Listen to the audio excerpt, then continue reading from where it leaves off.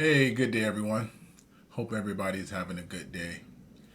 I felt like I need to talk a little bit about Luna. As as you can see on my channel, I made a lot of videos about Luna because I'm very bullish on the project. And due to world events, the crypto markets and stock markets are pretty down. So, but during that same time, we see that Luna actually doubled pretty much from that time when the markets was going down. Luna doubled.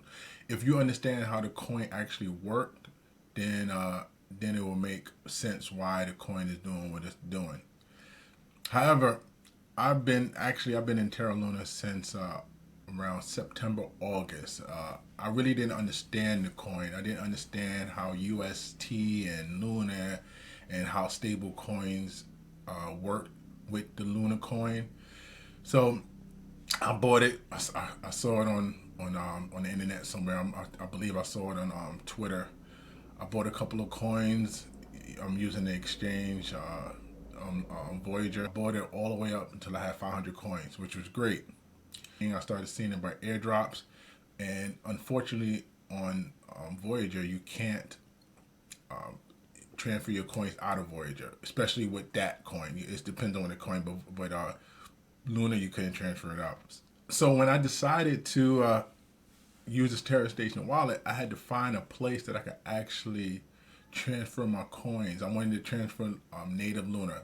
I did enough research to realize that I wanted to stay away from ERC20 tokens. I wanted to stay away from that. And I knew that I wanted to have native coins. So I did my research. The two places that I saw native coins was KuCoin, and then also Kraken just started like in December to do native Luna. I set up a Kraken account and I started experimenting. I had some coins in different wallets. I had coins in a Solana Phantom wallet, had some coins in the Algoland wallet. So what I did was I started transferring those coins over. Now keep in mind, during this whole time, I still had my Voyager account that had 500 Luna in there. And unfortunately, you can't transfer Luna directly out of it because I would just transfer a little bit just to play with, but I couldn't do that. So when I was ready to commit, I would have had to figure out a way to bring all those Lunas over. Well, so I started playing around with it. As you can see here, I started off. I had some. I tried out with 400. I'm sorry, 100 Algorand coins. So I turned that into 1.6 Luna. Then I had one Solana that I had in my Phantom wallet. I brought it over. I traded that in for 1.6 Luna. So I had three. And then as you see here, I transferred that Luna out, and that's when I sent it over to my Terra Station wallet that I created. So this was when I started playing with it. Then I said, okay, I had some more out. I said, let me try again. Once I was able to transfer it, no problems. I knew what I was doing. I felt comfortable. I said, but I still wanted to play with it. So I had a bunch of Algorand. So I transferred some more Algorand over. Then I got some more Luna, as you can see here. I had some Solana. I kept on playing with it. So I kept on playing with it. So I got getting comfortable with it. So I just started the coins that I had in different DeFi wallets. I started bringing over the KuCoin and transferring over. Now, of course, I'm probably spending a lot more money because every time I transfer it over and then I have to send it, they charging me zero point 0.1 Luna, but I call this the cost of learning. So like I'm paying to learn to figure out what I'm doing. So now I'm starting to feel more comfortable. So now at this point, this one, as you see, I have 7 ETH. At this point, what I decided to do was to take all the Ethereum out of my of my Voyager, because I still had the Luna sitting in my Voyager account, and I said, and I had about 9 Ethereum in my Voyager account. So I said, you know what? It's easier for me just to send over that Ethereum. So that's what I did. I sent over 7 Ethereum over, and what I did was I converted out of that 7. I converted 6.28 into Luna, and then so I got 300 Luna coins. So this was like my first big Luna haul. Now, so at the same time, I was still a little shaky in Luna, so I got 18 Solana to replace all the Solana that I was using, because I was still using NFTs and I was still playing with the Solana ecosystem. So now, as you see, I transferred all that Luna right over to my Luna wallet. So now, but I'm still buying Luna. Kraken account, I kept on buying Luna there. So after all that time of me just buying coins, Luna coins on Kraken, and started transferring over to my Terra Station wallet, I decided to take those 500 coins that I had of Luna on there. I said, you know what? Since I got rid of most of my Ethereum that's on there, let me convert those. Let me just sell those coins on there. And I knew I couldn't transfer that Luna off of Voyager, so I just sold it on Voyager, and then I replenished my Ethereum, and also I bought some Bitcoin just to replenish that. So now I got my baseline of the Luna that I wanted. But I kept on. Now remember those 18 Lunas that I bought earlier? That's when I decided to go all in on Luna. I realized KuCoin, the fees was better. So I had a KuCoin account, and I transferred my Solana over to KuCoin, and instead of getting Luna, what I did was got UST. And with KuCoin, the UST, you can trade directly from Sol or Solana directly to UST, and the fees are very low. And what I was doing when I was buying the UST, I was sending it over to my Terra Station wallet, and at the time the fee was $2, which that was great. So once I did it this way, it seemed like it was more cost effective for me. So I was sending it over. I even had some coins on crypto.com, and I converted that over to Luna. And crypto.com didn't have the UST at the time, but they had Luna. But their transfer fee was actually pretty cheap. It was 0.0, I want to say 1.02 something. So it was like, less than $1. So it was great. So I transferred some over. Any spare crypto that I had laying around that wasn't Bitcoin or Ethereum, I was transferring over and just converting it. That's when I started going all in on Solana. And during this time, around February 18th, Kraken started doing UST. $200 of USD got me UST.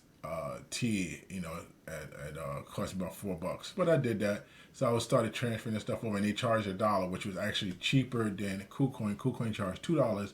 However, the transaction fees as far as trading coins was more expensive on Kraken, and compared to KuCoin. Now, once I got all my coins over, I had about 500 Luna coins. So what I did was I put 400 in staking, and the validators that I actually picked I picked Thorchain, I picked Orion Money, and I picked Smart Stake. I picked Smart Stake basically.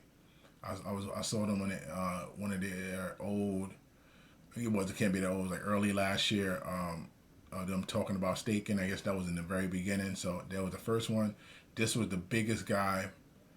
I just picked them, and then this one right here. At the time, it was pretty new, and they had 0 commissioning fees. It was great. But what I learned is, it doesn't matter pretty much which delegator you pick. The main thing is what it is commissioning fee, and what is the uptime. You want a delegator that be at least 99, 98%, because the downtime, it could, the computers could be off, or whatever the reason why they was down for that period of time. You can miss rewards. So as long as they're close to 100%, they're good. Your coins is not actually with them directly. It is in a smart contract. So your coins are pretty safe as far as. It's not like they can get up and run with your coins. No, you just delegating it with a smart contract, and your coins is locked away for 21 days, and nothing to worry about.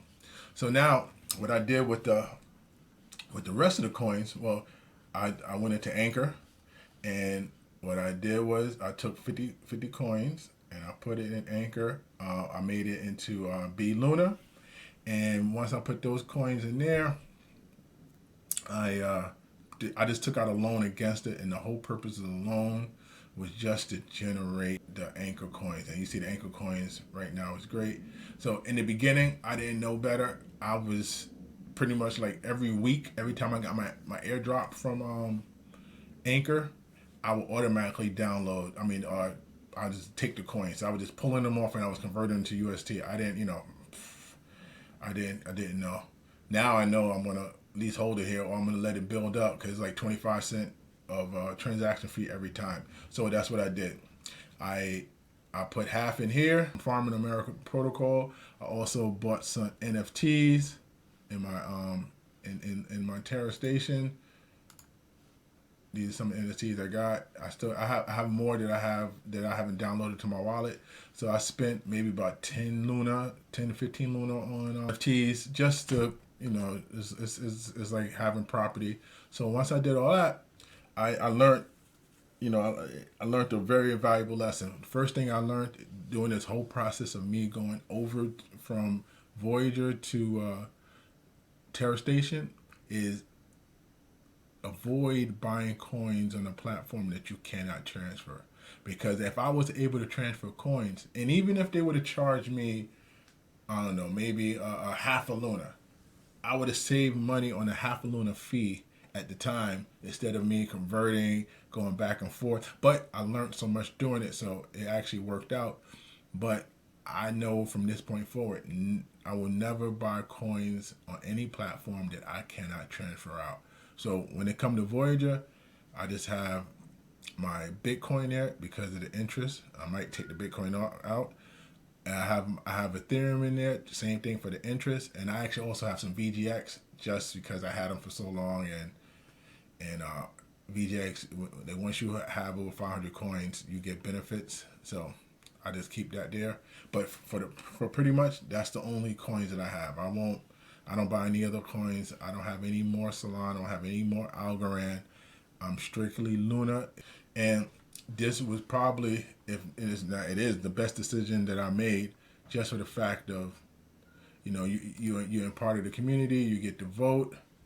You get to be a part of the process of the protocol. And if I had to do it all over again, I would have figured out a way to buy Luna directly, so I can send it directly into my Luna wallet. I would have saved a lot of money, but like I said before, that process actually helped me understand the ecosystem, and now I'm pretty comfortable with the Luna project. Like right now, the Luna coin is like doubled. So even though today is a little down because of the world events, but the coin is pretty much doubled. So the great thing is you can buy UST, which is a stable dollar at all times. So right now I'm just getting my UST off of Kraken, because Kraken have UST now. If I want some UST, buy a couple $100 worth, send it over to Terra Station, and then I will let it I'll let it sit in Anchor, grow some interest, and then if it's a dip, withdraw the UST, and I buy more Luna. And I'm planning on buying Luna or UST weekly, no matter what. Either way, most likely I'll be buying a lot more UST than Luna because of the prices. And that's what it is. I would recommend anyone to have your Terra Station wallet. If you have it on an exchange, get it off the exchange, because the benefits is much better. The benefits is much better when you have it on your own. And the benefits is also that you don't have to worry about an exchange, locking your account down. You don't have to worry about an exchange freezing your account. You don't have to worry about any of that when you have it in the wallet and you own it, and it's either on your computer, and you can have it on your phone. You can have it in both places. As long as you're responsible enough to protect your code, your seed phrase, is the best decision. And if you need to take money out, like KuCoin, you can just transfer right to UST. You can transfer UST right to your KuCoin and change it over to USD, and you can withdraw it. So it's like 1, 2, 3 is the best thing. So with that, hopefully everyone will start taking the Terra Luna out, and don't leave it, especially don't leave it on Binance, don't leave it on Gemini, don't leave it on any of those places, because there's no need to. All right, everyone, have a good day.